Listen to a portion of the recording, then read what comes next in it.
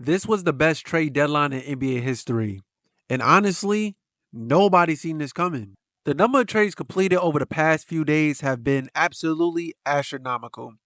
I tried to track the total trades for the 23-24 season, but couldn't find an exact number. But trust me, this season has already far surpassed it. After the trade Royal Rumble was over, I found myself checking out a tweet from Underdog listing all the players' moves.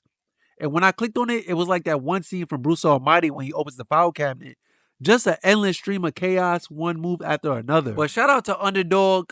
Y'all doing the Lord's work. I know y'all probably tired right now, but keep going hard on them dudes. Salute. But hello, YouTube. What's up? This is Armashadamas.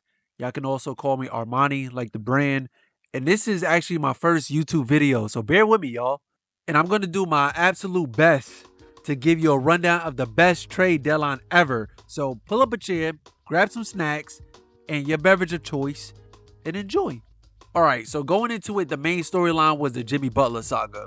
In just 5.5 seasons, Jimmy Butler led the Miami Heat to the NBA Finals in both 2020 and 2023.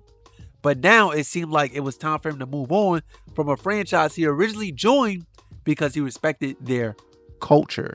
Yes, the Heat culture. What is Heat And the culture? man most synonymous with it, Pat Riley, the longtime president of the Miami Heat, took aim at Jimmy Butler for trolling the eventual champions, the Boston Celtics, during the playoff series where Butler didn't even play due to an injury. Alright, so let's fast forward to December 10th. ESPN Shams reported that the Heat were opening to listening to offers for Butler. Then on Christmas Day, he reported that Butler himself wanted to be traded. And let's fast forward a little bit more. Butler made some comments a week later about wanting to find his joy playing basketball, wherever that may be. Because of this, Butler was suspended for 7 games due to, and I quote, multiple instances of conduct detrimental to the team. He comes back, plays a couple of games, then misses a flight, leading to another 2-game suspension for, and I quote, continued pattern of disregard for team rules, insubordinate conduct, and conduct detrimental to the team. This is hilarious. Then a week before the trade deadline, the Heat suspended him indefinitely after he stormed out of practice when he was told he'd be benched in favor of another player. Yo, this guy is actually really insane. It's crazy. Let me just add real quick. I feel like we all worked at a job where they have some sort of consequences for you not performing well or your TNA is terrible and stuff like that. So there's a corrective action. In this case, that was Jimmy's first suspension. Then you have a final warning, which is Jimmy's second suspension. And after that final warning, you're done. You don't have a job anymore. So he gets suspended a third time and still has a job? Like, yo, that's crazy. So technically, he had a final warning and still had a job. Wild. But Jimmy made it very clear that he wanted to go to a championship contender. He was also thinking about his future because he also wanted a contract extension, and he was linked to many different teams. But one team in particular stood out, and that was the Phoenix Suns. The only issue with this trade deal was that the Suns had a player by the name of Bradley Beal who held a no trade clause in his contract. Unfortunately, Beal refused to waive that clause, which ultimately blocked the deal from going through. They even tried benching him, hoping to get him frustrated, but Bradley Beal did not fold. And even throughout all of the suspensions, Jimmy Butler still found a way to troll. He dyed his hair orange, and he was wearing sneakers the same colorway of the Phoenix Suns. But we'll get back to Jimmy Butler in just a second. Another storyline that was headed into the trade deadline that was pretty low-key was the De'Aaron Fox situation. Now, going into the season, there was a lot of uncertainty surrounding De'Aaron Fox's future with the Sacramento Kings. He turned down a 3-year, $165 million extension because he didn't want to be locked in with a team that couldn't consistently compete. A position to try to win in the future, because that's ultimately what I want to do. And they were giving teams a run for their money. In the 2022-2023 season, De'Aaron Fox and the Kings, who finished 3rd in the West, ended a 16-year playoff drought. They would eventually lose to the reigning champs, the Golden State Warriors, in Game 7, only to return the following year and not even make the playoffs. And going into this season, after 31 games and a terrible loss to the Detroit Pistons, the Sacramento Kings made a shocking move by firing Mike Brown, who won the Coach of the Year award just 2 years ago. And De'Aaron Fox, who didn't cause any chaos like Jimmy Butler, on the other hand, found himself becoming a big trade asset amongst numerous teams. And the team that eventually landed him, in my opinion, was the perfect fit. Moving on now, it's February 1st, just 5 days until the trade deadline. And we only got one trade between the Clippers and the Jazz. And to be honest, I thought it was going to be another one of those hyped up trade deadlines that doesn't move the needle or cause any major shifts in the league. I remember watching the 2011 All-Star game and watching Craig Sager harass Carmelo Anthony about all the rumors and stuff that was going on at that time, only for Kobe to just interrupt and be like, yo, he can't answer none of those questions.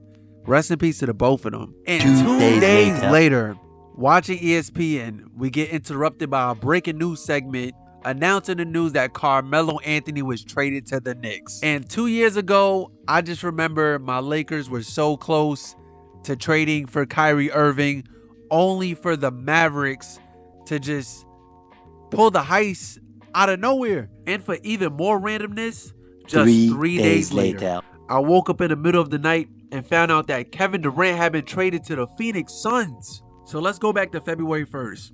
I'm at the crib. I'm watching the Royal Rumble on one TV.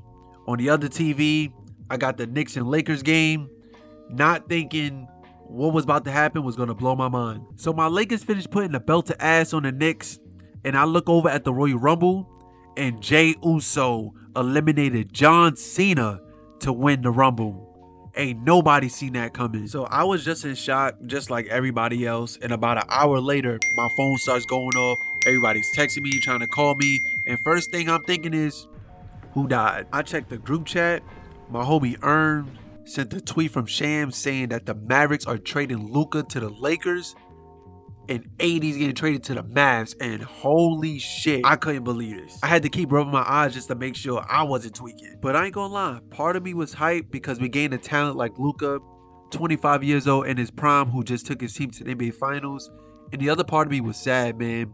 Losing AD, a man who was responsible for helping us get championship number 16 in one of the worst years of my life, and I could say for many others. So that stung. And I'm just like everybody else on this one. I was really confused because there was no indication that we were shopping AD. There was no indication that the Mavericks was shopping Luka. So this really came from left field out of nowhere. Real earthquake that just shocked the basketball world. And now Maverick fans, y'all have every single reason to crash out and feel this type of way. I get it. It doesn't make any sense why you would trade a 25-year-old player in his prime, franchise player at that, after he just took you to the finals. But Mavs, y'all get an AD in return, who's a great player when healthy. But it's funny I say that because his first game with the Mavericks at the time of recording this video, he got injured and now he's ruled out indefinitely. You can't make this up, man. And now sources are saying that LeBron didn't know about the trade. AD didn't know about the trade. This definitely came out of nowhere for Luka, but come on. How you expect me to believe that LeBron didn't know about the trade? Stop the cap. You won a championship with this man back in 2020 and you expect me to believe that you didn't know he was on the verge of getting moved?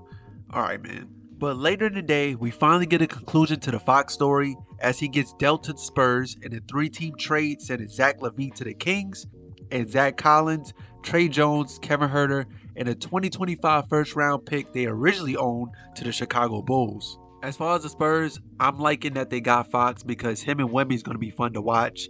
I also like that they didn't have to give up any of their young guys in that trade. As far as the Kings, they just paired up Zach LaVine and DeMar DeRozan once again. And for the Bulls, I guess I understand that you guys are rebuilding, but what the hell are y'all doing? Y'all have 6 point guards on your team now. After these 2 mega deals, all hell started to break loose with rumors. Warriors was crying on the phone like an ex-girlfriend trying to get KD back. People were thinking LeBron was going to get traded. It was just chaos all over. I found it funny that all of these big names were getting traded, and the man that was saying, trade me, was still in the Heat jersey. Until we got interrupted during the Hawks and Spurs game to break the news that Jimmy Butler was finally free from Miami. Butler was involved in a 5-team deal that sent him to the Warriors along with 2 seconds, Andrew Wiggins to the Heat along with Kyle Anderson and Davion Mitchell, Dennis Schroeder and PJ Tucker getting passed around like a spliff, and the Jazz, Raptors, and Pistons receiving a few players and picks in the deal. As far as the Warriors getting Jimmy Butler, this was their consolation prize because KD didn't want to go back to that toxic relationship.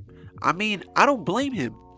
Butler then agreed to a 2-year, $121 million extension, and this now ties a lot of money in between him, Draymond, and Steph, who are all declining. But as far as the Heat, I'm not too sure what Wiggins does for them, but I did hope that they were able to get some of those young players from Golden State in that deal. Now the day is February 6th. It is the official day of the NBA trade deadline, and it felt like somebody turned up the trade frequency to it's over 9,000 on 2K because everybody was getting traded. You was getting traded. You was getting traded. My phone was blowing up. I thought I was getting traded. But the amount of moves that day was insane. But as I begin to wrap this video up, I'm going to go through some notable moves. Brandon Ingram heads to the Toronto Raptors, and they should call themselves Wingstop at this point because Masai loves to load up on wings. Besides my Lakers getting Luka and the Spurs getting De'Aaron Fox, one of my other favorite moves was DeAndre Hunter from the Hawks to the Cavs for Caris LeVert. And this is a huge upgrade for the Cavs because he is a versatile wing who is also a good defender that can help the Cavs play with different lineups. Now, along with the Bulls receiving another guard via trade, making them have 6 point guards in total, one of my other least favorite moves is Chris Middleton getting traded to the Wizards for a 60% free throw shooter in Kyle Kuzma, which is an odd move because Kuzma is now your third guy for the Bucks. But on the other hand, they sent Chris Middleton to hell. But I understand his ankles are terrible and the Wizards desperately need a vet. Marcus Smart was also sent to hell. I mean the Wizards, but the Wizards need all the vets they can get. And last but not least, my Lakers desperately picked up a center in Mark Williams at the expense of Dalton Connect. But at the time of recording this video, the Hornets tried to sell us a defective product, try to pull an okie doke. And now the trade was rescinded. Now I have to live with Jackson Hayes as my starting center. And he is 2 packs of ass. And that's all, y'all. I want to say thank you guys for spending some time with me. In my mind, I thought this video was going to be extremely long, but I'm glad I was able to get it done in 15 minutes. So if you enjoyed this video, like, comment, and subscribe. And let me know your experience when you found out about the Luka trade. I also run a podcast with 3 of my homies. Check out our latest episode, and I'll leave a link down below or on the screen or something. Y'all be good. What can I say? Mamba out.